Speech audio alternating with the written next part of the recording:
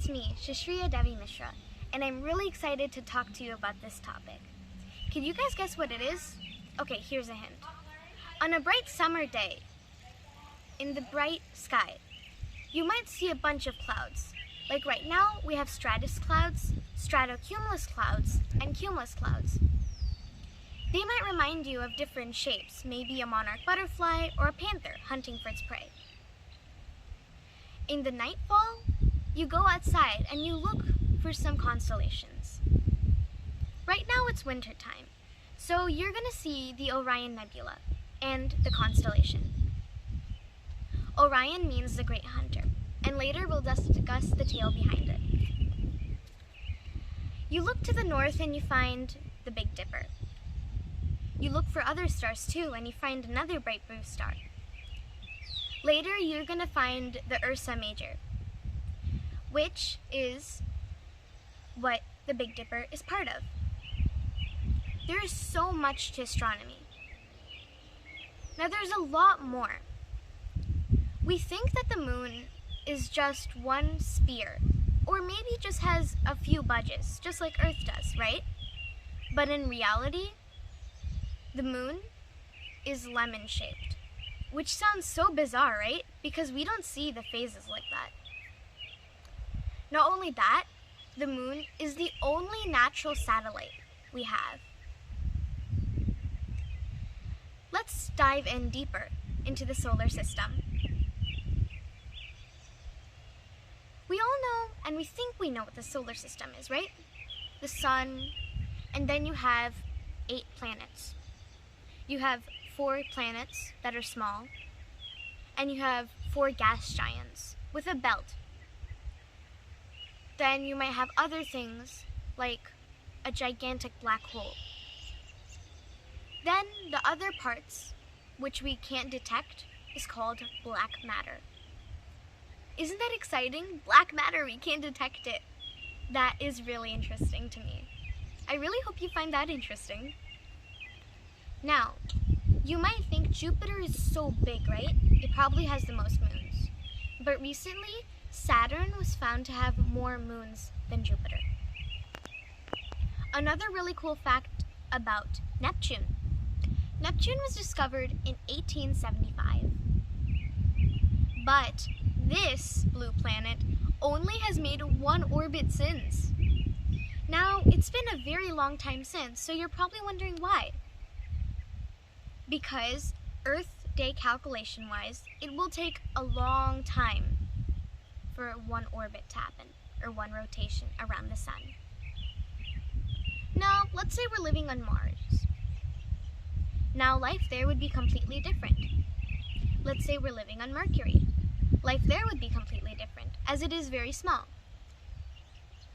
But honestly, since there's barely any atmosphere there and it's so hard to live in, there's no atmosphere because it's already burned up.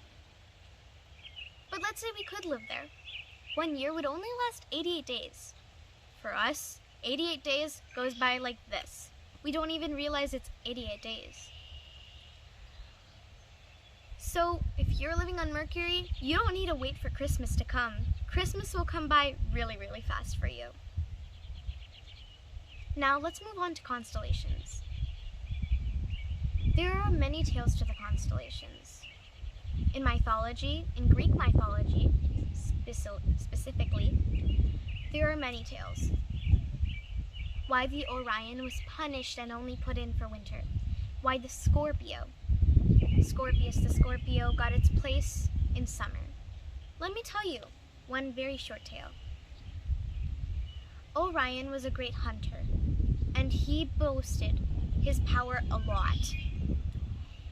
So he determined and vowed to kill every single creature on Earth to prove to the Olympians, the Greek gods, that he was very powerful. Now here, the gods were worried. All their creations would get destroyed, and humanity was very important to them, especially for Mother Nature. So, a brave scorpion named Scorpius decided he would take up the job. Some Olympians doubted him as he was really small, but he decided to do it. He defeated the great warrior. And as a reward, the gods put him in the sky. But scientifically, this is not what we know. What we know is that the Earth's axis and tilt is the reason. The 24-hour spin is the reason. Now the rotation around the sun is also the other reason. Some parts we see some stars, other times we don't. Now there are so many. You have Virgo, you have Pisces, and most of them are named as zodiac signs. From those, we count those as our stars, and from there formed astrology. Next, let's talk about stars. I would like to talk about true brightness first. Now, what is this true brightness and what is that other brightness? True brightness basically determines how bright that star will be determined on its distance. The other type of brightness basically determines how bright that star will be determined on a power. Betelgeuse, which is more than 1,000 times more powerful. Exactly, it is 950 more times powerful than the sun. But you look up in the nightfall, it's just a blue star that looks like this. Why? Because of its distance. True brightness defines it. Just imagine if Betelgeuse was really our star, what our life would be like. Oh, but wait, Betelgeuse is not the biggest star though. It's the 6th that we can find. Sirius is one of the biggest.